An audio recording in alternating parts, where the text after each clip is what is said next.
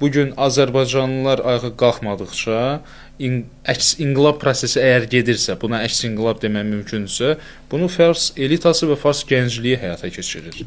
Və təbiidir ki, əgər bu əks inqilab uğur qazansa, sabah Rəza Şah Pəhləvinin övladını ölkəyə gətirilməsinə heç kim mane ola bilməyəcək. Heç Azərbaycanlıların da orada deməyə söz haqqı olmayacaq.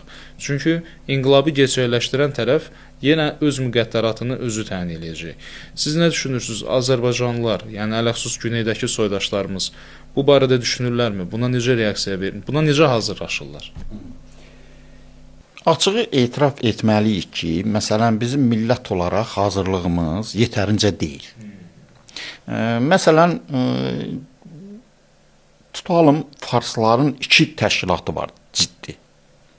Biri Şahın oğlu, bir də xalq mücahidləri.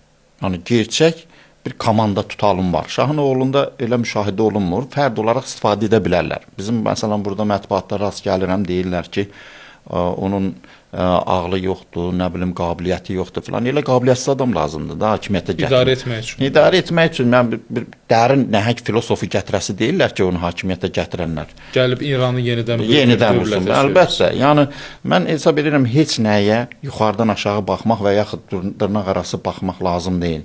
Yəni, gerçəkçi olmaq lazımdır. Çünki onun özü gəlmir şəxsən. Onu gətirirlər.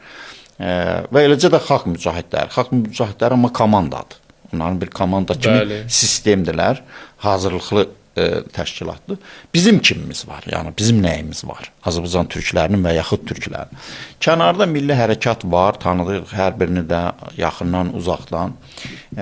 İçəridə də müəyyən təşkilatlarımız, formalaşmış siyasi qüvvələrimiz, qruplarımız var. Amma hesab edirəm, əhalinin həcminə görə, İranın həcminə görə, prosesin böyüklüyünə görə yetərincə deyil.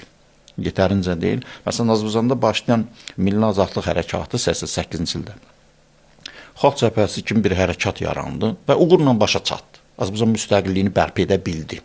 Yəni, bu elə-belə məsələ deyil. Amma bugün hələlik o şeyləri orada görə bilmirik.